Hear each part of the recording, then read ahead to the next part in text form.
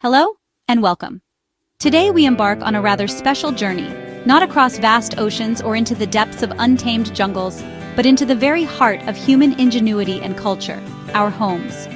All across our remarkable planet, people have devised extraordinary ways to shelter themselves, creating structures that are far more than mere buildings. They are living chronicles, shaped by the hands of generations, each beam and brick telling a story of climate, community, and the materials gifted by the land itself. This is a story of architecture as a reflection of life. We will explore how the need for shade in a sun-scorched desert or for warmth in the frozen north has given rise to breathtakingly beautiful and deeply practical designs. The craftsmanship we will witness is a testament to an intimate understanding of the natural world, a knowledge passed down through time. From the soaring timber frames of Scandinavia to the cool earthen walls of the American Southwest, these homes are masterpieces of adaptation and artistry. The timber-framed houses of Scandinavia, the adobe dwellings of the American Southwest, the stilt houses of Southeast Asia, the yurts of Central Asia, the stone cottages of the British Isles. Let us open our minds to the diversity of human expression and appreciate the profound connection between a people, their environment, and the sacred spaces they call home. Our journey into this world of incredible cultural heritage begins now. Our first destination lies in the rural landscapes of Japan, a land of dramatic seasons, from heavy winter snows to humid, typhoon-swept summers.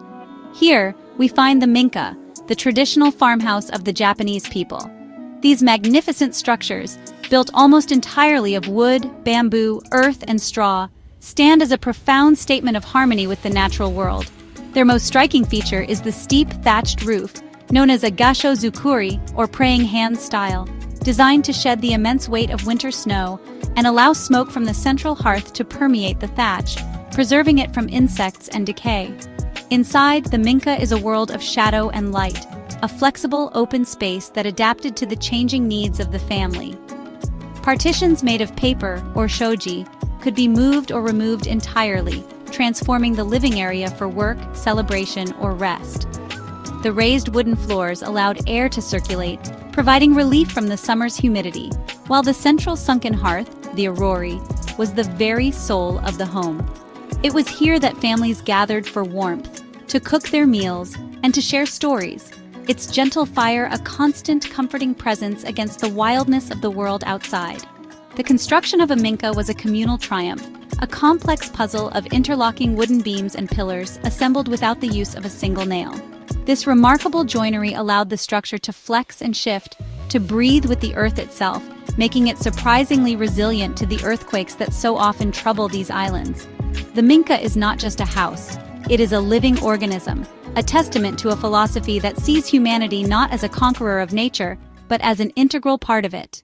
We now travel south to the sun-drenched cities of Morocco, to the bustling labyrinthine streets of the Medina. Here, hidden behind unassuming, often windowless walls, we discover a world of profound tranquility, the Riyadh. The name itself, from the Arabic word for garden, gives us a clue to its secret.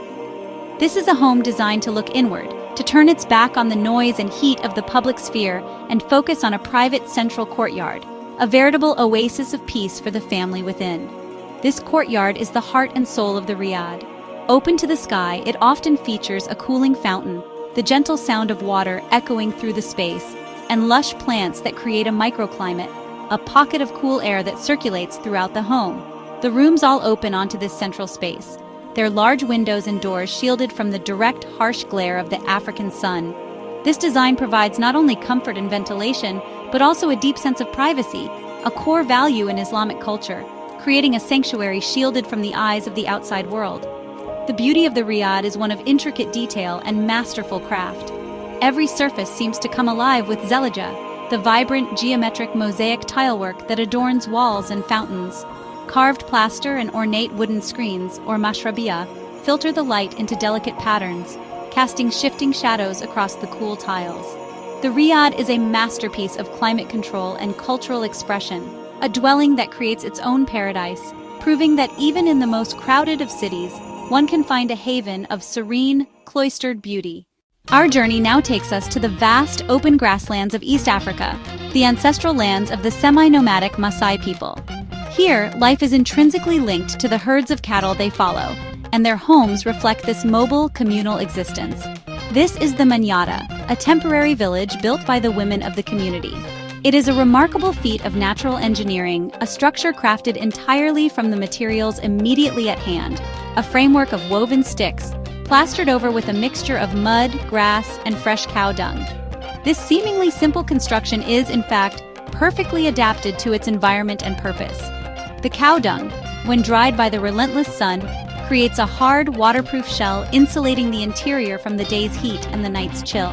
The homes, known as inkajijik, are small and low with no windows, designed to be secure against predators and the elements. Inside, a fire burns for cooking and warmth, its smoke finding its way out through small gaps in the roof, and raised platforms serve as beds, covered in soft animal hides. The true genius of the manada, however, lies in its layout. The individual homes are arranged in a circle, their entrances facing inward towards a central cattle enclosure. This circular design is a powerful symbol of community and defense. At night, the precious cattle, the lifeblood of the Maasai, are brought into this central corral protected on all sides by the homes of their keepers. The entire village is then encircled by a formidable fence of thorny acacia branches, creating a fortress of family, community, and survival on the African savanna. We now venture north, to the dramatic fjord-carved coastlines of Norway, a land of deep forests and long, dark winters. In the medieval period, a unique and powerful architectural style emerged here, one that speaks of ancient beliefs and incredible woodworking skill. Inspired by the magnificent stave churches, these homes are towering structures of timber, defined by their vertical wall planks or staves, and their steep multi-tiered roofs, often adorned with fearsome carved dragon heads, much like those that once graced the prows of Viking longships. The construction of these buildings was a monumental undertaking, a testament to the Norwegian mastery of wood. A robust frame of massive timber posts and sills formed the skeleton, upon which the vertical staves were mounted. This design allowed for immense height and strength, necessary to support a heavy roof capable of withstanding colossal amounts of snow. The steep pitch ensured the snow would slide off, preventing the structure from collapsing under the immense weight of a Scandinavian winter. These were not merely functional buildings, they were works of art, imbued with story and symbolism. Ornate carvings, a mix of Norse mythology and emerging Christian iconography, snaked their way around doorways and along roof lines. The dragon heads served as guardians, warding off evil spirits and protecting the inhabitants within. To live in such a home was to be surrounded by the sagas of one's ancestors, to dwell within a structure that was both a fortress against the harsh climate and a proud declaration of cultural identity, carved from the very heart of the Norwegian forest. For our final destination, we travel to the arid, sun-baked landscapes of the American Southwest. Here, for over 1,000 years, the Pueblo peoples have been building their remarkable homes, great communal structures that seem to rise organically from the desert floor. These are the Pueblos, multi-storied apartment complexes constructed from adobe, bricks made of sun-dried earth, clay, water, and straw. This ancient building material is perfectly suited to the extreme climate of the region. The thick earthen walls possess incredible thermal mass. During the day, they absorb the intense heat of the sun, keeping the interiors remarkably cool. Then, as the desert temperature plummets at night, the walls slowly release that stored warmth, creating a stable and comfortable living environment year-round. The homes are built one on top of another, terracing back as they rise, creating a structure that resembles a natural mesa. Access to the upper levels was traditionally by way of wooden ladders, which could be pulled up in times of conflict, turning the entire village into a formidable defensive fortress. The Pueblo is more than a collection of individual dwellings. It is the physical embodiment of a deeply communal society. Shared walls connect families, and open plazas serve as the center for ceremonies, social gatherings, and daily life. The rooftops themselves become an extension of the living space, a place for working, cooking, and sleeping under the vast, starry desert sky. The Pueblo stands as a powerful testament to sustainability and community, a living architecture forged from the earth itself, demonstrating a profound, enduring connection between a people and their sacred land. As our journey concludes, we are left with a powerful realization. A home is never just a shelter. It is a diary written in wood, stone, and earth, a blueprint of a culture's values, its relationship with the land, and its response to the challenges of climate. The Japanese minka teaches us about harmony, the Moroccan riad about privacy, the Maasai manyatta about community, the Norwegian stavehouse about heritage, and the Adobe Pueblo about sustainability. Each one is a unique and brilliant solution to the fundamental human need for a place to belong. These structures are the archives of our shared human history, whispering stories of ingenuity, resilience, and artistry.